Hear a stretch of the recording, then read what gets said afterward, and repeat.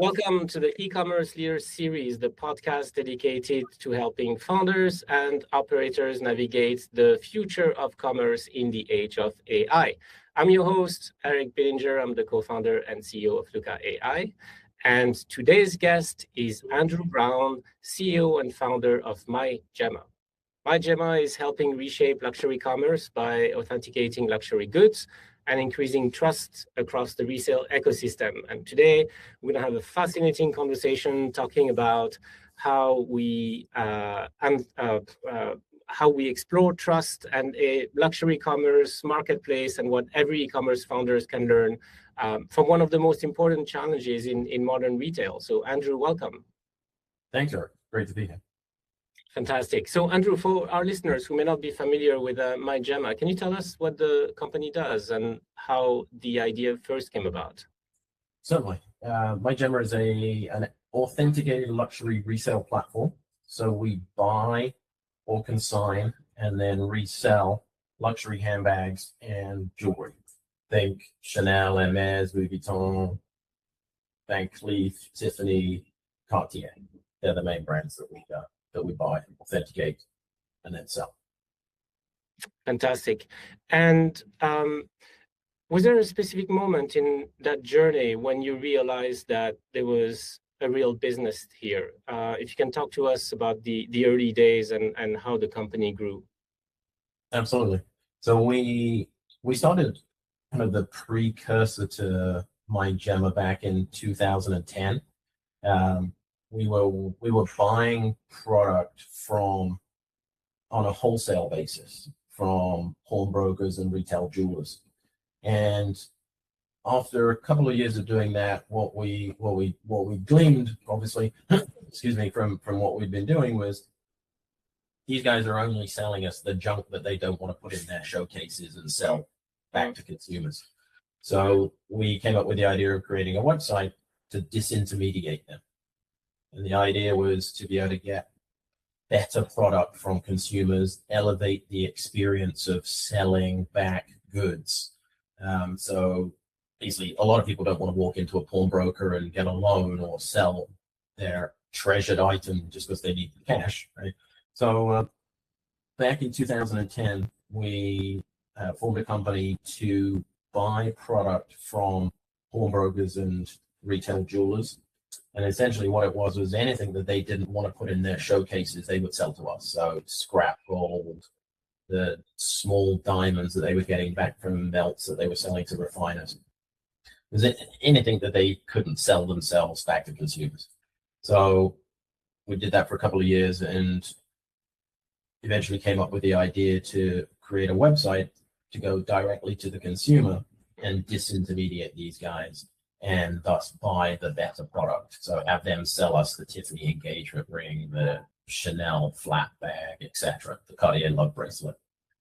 So we created a website back then called WP Diamonds, so still a diamond slant to it. We did a lot of loose diamond engagement rings, and then we moved into branded jewelry. Then we added watches, then we added sneakers, and then we added handbags. And fast forward 15 years, you have now myGemma as one of the larger resale platforms in the US, and really built around a reputation of trust and amazing customer service. Right. That's actually a good segue into my next question, because in your case, what you're really selling is trust. Yeah. And so how do you even think about trust in e-commerce? How did you build that over the years?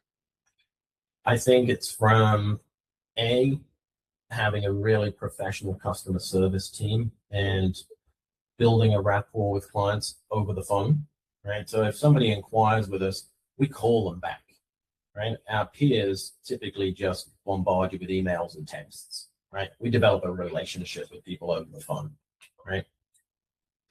Secondary from that, we really, really focus on being fair and doing exactly what we tell people we're going to do. Mm-hmm. This and the great customer service generates a ton of great reviews, right? So if you look at Trustpilot, which I think is pretty much the leading review platform out there now, certainly Europe, US, we have a 4.9 rating, thousands of reviews, and nobody in this market comes close to us from a review perspective. Like, customers just gush about our reviews and our product. The story I love to tell about trust and reviews is, we had a customer inquire with us several years ago. He had basically a 17-carat Tiffany engagement ring that he wanted to sell, and we offered him somewhere in the $1.7 million range. And we contacted Brinks to go and pick it up because it's too big for FedEx, right? And Brinks wouldn't go and pick it up because it was off their route for the trucks. It was too far. So my customer service guy, my buyer, said to the client, my CEO lives in DC at the weekends. He'll come meet you somewhere.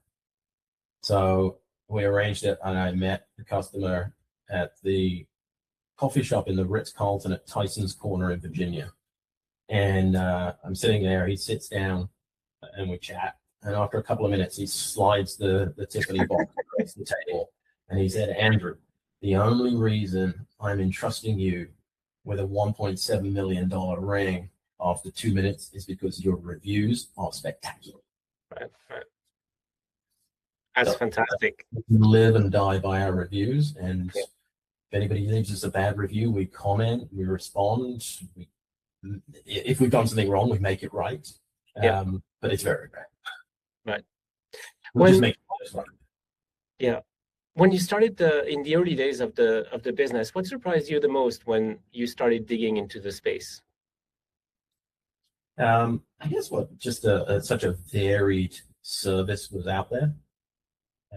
Whether that's from kind of speed of delivery of quotes to expectations from clients, hesitation from clients to ship a product in via FedEx. All trust issues, mainly trust issues, right? So I think early on we kind of developed our MO, right? But okay, we're going to respond same day to quotes. We're going to tell them exactly what we're going to do, and we're going to deliver on it. And that's 15 years later. That's what we do. Right. Yeah, absolutely.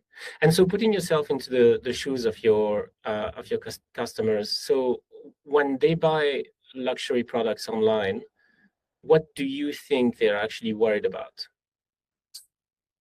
A, is it authentic? Yeah. B, am I actually going to receive it? And I guess C, if I don't like it, can I return it? And will I get my money back? Right. And you address all of the three. Absolutely. I mean, we own most of the product, right? So unlike consignment sites, we're putting our money and capital up front, right? We're paying for a product that we have already authenticated, right? But we authenticate it and we pay for it. And we want to make sure that we're not throwing our money away, right? So we have an extensive authentication process that is predominantly human focused, human sense related. And we use some tech as some of the benchmarks that we're looking at. Mm-hmm. It's a combination of the two. So we authenticate everything before we pay for it, and certainly before we sell it. We offer an authenticity guarantee to our customers that if they take it to the brand and the brand has issues with it, then we will give them a full money back guarantee, right? If that's ever kind of called upon, it's often if authenticity is ever a question, it's typically just more of a quality control issue than an actual authenticity issue. Yeah. Right? Yeah. So that's how we handle authentication, right? Our reviews kind of speak to the secondary element of the concerns, right? How do I know I'm going to get this, right? We have thousands of reviews from customers saying, I ordered X, I received it the next day. I couldn't believe how quickly it came. It's exactly what they said. In fact, it's even better, right? I think if anything, we undersell the condition on products. Mm-hmm. We don't want returns, right? We include up to 8 photos on the website on the page issues. We have a list of any condition comments if there is anything wrong with the piece. but we're known, I would say, typically for excellent or pristine products, not so much the kind of fair and good. Just to make sure that A, they get what they're expecting, and so B, they don't need to return it, right? So we have an industry low, I think, return rate of 8-9%, depending on the month. And we like it that way. Right? Low number of returns. Yeah. That's great. Oh, that's great. Do you feel there's been a shift and consumer expectations have changed over the years? Vis-a-vis resale? Vis-a-vis your type of business, yeah, resale, yeah. Yeah, I mean, I think it's become more mainstream for sure. People are much more comfortable buying at resale. There are a number of kind of names out there, other platforms out there like us, but much bigger, that have really kind of blazed the trail for resale and developed a great customer base, generally good reputations from a kind of trust perspective. So I think people are generally a lot more comfortable buying resale. Particularly Gen Z and millennials are much more comfortable than older generations, but I think it's across the board. People are much happier and comfortable dealing with resale.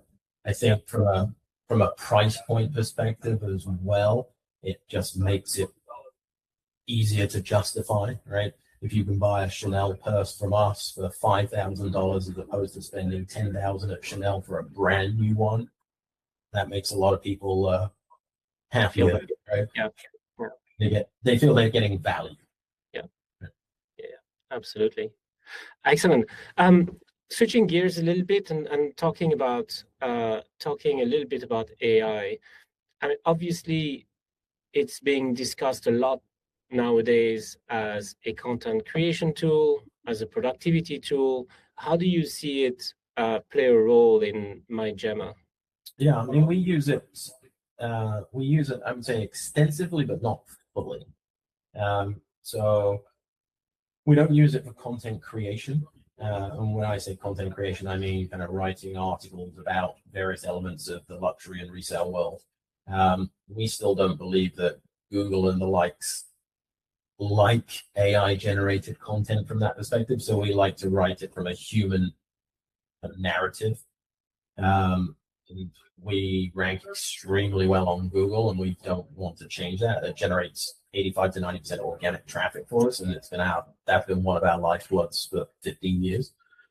So we don't really use it from that perspective. Do we use it, or does the tool we use AI to kind of help us think about what topics to write about? Yeah, I'm sure it does, right? But it doesn't write the article for us. Where do we use it? We work with an agency that has an A/B testing tool to kind of tweak every page, every PDP, product page, collection page, to make sure that it performs and converts as optimally. Right? Where we use a new returns portal now that instead of just kind of issuing a label to you and putting the credit through, it asks you, all right, why are you returning this? And it tries to figure out, okay, you're returning it because it's a bit too small, right? Here's the next size up. Would you like to just trade it? Would you like to just make an exchange, right? And it tries to kind of issue store credit or an exchange before it says, all right, here's your $2,000 back, right? Yeah. But I think what element is going to be most impactful for us over the next years is where there's some hopefully implementing Claude within our ERP. And that will just make a lot of the processes that we currently do much more efficient. It'll pull lots of data into our leads, for example, for new customers, new clients, and new estimates for the product. And it'll just streamline that process tremendously and take it down from what's typically a few minutes to 30 seconds. Yeah, no, absolutely. We hear that a lot. And so, good segue into my next question. You, as the CEO of a fast-growing company, as you've grown over the years, what has become your biggest operational challenge or challenges? Yeah, I mean, I mean, I guess the biggest challenge for us has always been having enough capital to buy all of the product that we're offered. Right? So we've really honed over the years our merchandising and curation to make sure that we're buying the right product at the right price and selling it back at the right price to optimize the inventory turn, right? Obviously, everything's a trade-off between gross margin and inventory turn, right? Yep. Thereafter, I would say marketing Yep. is an area that we obviously spend a lot of money in. I don't think you ever know that you're spending it correctly in the right channels. So we test out a lot of things. And then I would say other operationally, the right headcount, the right staff, the right culture, and maintaining a great culture, but B, having kind of the right team to operate the business that you are currently in and not necessarily in 5 years ago. Yeah, yeah, absolutely. And at a personal level, so in your role as a CEO, could you describe the process by which you're making business decisions today? Like what's coming into the mix? How do you take decisions? What are you looking at? What are you relying on? How good are you at making decisions? I mean, I'm very focused on strategy, let's say. So that can be kind of overarching strategy of product mix. We're very focused these days on handbags and jewelry. And I would say that's that's kind of one of the biggest decisions that we've made over 10 years. Historically, as I mentioned earlier, we were in diamonds and jewelry and branded jewelry and watches and sneakers and handbags, right? Having 5 or 6 products, means you got to have potentially 4 or 5 teams to authenticate, evaluate, price, know the market, merchandise, etc. So honing in on 2 that are kind of the optimal from a turn and margin perspective, and then you only need 2 teams, one for jewelry, one for handbags, just makes the model much more efficient, right? So that I would say is one of the kind of biggest strategic decisions we've made over time. And how did I make that? I mean, it basically we had 10 plus years of data on various products, right? So you know through whatever cycle and whatever seasons, this product and this product and these price points and these brands turn at X and the others turn at Y and Z, right? And these are the margins that you can get without pushing the needle. Yeah. Right? So I think it's obviously typically a data-driven, research-driven review process for most of the strategic decisions we make. I mean, just now, one of the big things that we're looking at is GEO, right? Yep. We're just talking to a lot of vendors, right? Most of them have exactly the same kind of offering, product, service. So it's really kind of honing in on, okay, there are thousands of vendors that have kind of transformed from being SEO vendors to GEO vendors, and let's try and find one that's differentiated. So we're talking to a lot and then trying to figure out who stands out. Yeah, absolutely. Today, if you could instantly answer one question about your business every morning, what would that question be? From what perspective? Well, anything. For example, you were talking about this trade-off between gross margin and inventory, right? I can imagine that, the tension there is it's you have to fine tune on a daily basis. I don't know. You tell me. Feel free to take this wherever you want. I see. So I'm asking myself a question. Yeah. Yeah. I mean, that for me these days is the kind of the optimal goal is that balance between turn and gross margin. I mean, I remember I had breakfast with a banker a few months ago, and I told him what our turn and margin were, and he's like, "Your turn's too fast." Can I slow it down? you're giving up too much margin, right? So I get the point, right? But if you're a kind of a cash flow driven business, turn is very important, and margin is almost as important, right? So so I guess the question would be is like, what is that optimal mix? And we also sell at wholesale, right? So we have our DTC business, and then we have a wholesale business as well. So it's a case of, all right, what is my optimal mix? I mean, I guess a lot of people would say the optimal mix is 100% DTC and 0 resale, right? But cash flow dictates that we need to do something, right? Because we want the turn to be up. Right? So I guess it's some question related to, all right, what should our turn be for the next 6 months, and what will our resultant gross margin be? No, exactly. I think it's a little bit naive to just push for just margin to say your turn is too fast, and especially if you're optimizing across a three-dimensional space when you also have the multi-channel. Look, it's a complex optimization problem with a lot of boundary conditions, and it's not that straightforward. Great, 100%. If we fast forward a couple years, how do you think, just up-leveling it a little bit, how do you think e-commerce in general changes with the advent of AI? I mean, I think obviously everything's going to become more efficient. Is agentic commerce going to be the real deal? I mean, I don't know. I mean, are people going to spend $2,000 on ChatGPT to buy a Louis Vuitton Neverfull for us or from one of our competitors? I'm not convinced they will. Right? Will they have it kind of finalize their Amazon orders or something? Then yeah, I mean they probably will, right? But is it going to impact the luxury market from that perspective? I'm definitely not convinced. But from other perspectives, I mean, there's obviously super elements of personalization through AI on websites that we're looking into. And obviously various other website elements like the A/B testing that we're doing. So I think you're going to have a much more streamlined approach.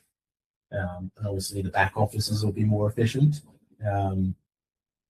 You might also have the inconvenience of only being able to talk to a bot and never being able to get to the operator, which I remember was my huge pet peeve in the 90s when I moved to the US, and you could never get a human on the phone. So I think, but from a luxury perspective, we've already decided. No, right? Yeah. Right. We just don't think the kind of the chat bots are it for luxury. I think our customers, if we have a MS customer wanting to spend 25 or 30 or 50 or $100,000 on a bag, they're going to just drop the call if they know they're talking to a bot, right? That seems obvious. Personal one-on-one. They want to FaceTime with us to see the product, or they want to come into the showroom and look at the product. Yeah. So AI is great, will be even better, but you have to kind of like pick your punches. Compartmentalize it, to where it matters, especially for you. I mean, like big ticket items, infrequent purchases. Yeah, I mean, you need the trust, you need the authenticity, you need to know that there's real humans behind the company. Absolutely.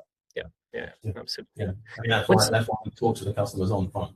And we don't rely on email and text. Like we have a relationship, and we want to nurture that. What's the biggest lesson you've learned as a founder? Don't grow too big too fast. Say that to someone who just IPO'd at 1.77 trillion. I mean, it doesn't apply to everybody, obviously. And what advice would you give your younger self besides don't grow too big too fast? Try and do it on your own. Don't necessarily raise outside capital. Interesting. We hear that being said very often. I don't know what it is with VCs, but they're not very liked. I mean, they can be. I mean, it's case by case basis, obviously. It's the same as you. It's the same as your business. It's a human business. You have amazing people, and just like every industry, you also have non-amazing people. And so you have to pick and choose very carefully who you're going to get in bed with. Yeah. Which seems it really depends on the product and the industry and the margins and the potential growth track. 100%. Yeah. No, absolutely. Very good. Let me finish with a couple rapid fire questions, please. What do you think is the most overrated metric in e-commerce today? Most overrated. Follow account on social. Account. Okay. Yeah. Here you go. So now one trend that's overhyped. From what perspective? From your perspective, in the world in which you operate. Oh, a trend that's overhyped. I think live stream shopping is very hyped these days, and I think it will be justified. I don't think we've seen it quite yet. In Asia, live stream shopping's been huge for many years, and I think it's still extremely nascent in the US, but it's definitely going rapidly in the right direction. Is it overhyped at the moment? I don't know that I'd say overhyped, but I'm hopeful that it will continue to grow extensively, and we're kind of on that bandwagon. Fantastic. And to finish up, the best piece of advice you've ever received? Work hard and work smart. There you go. What a great conversation, Andrew. Thank you very much.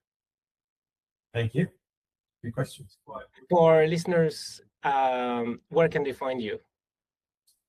Andrew at myGemma.com. MyGemma.com. Perfect. And the website, obviously, we'll put it on the show notes, but www.mygemma.com.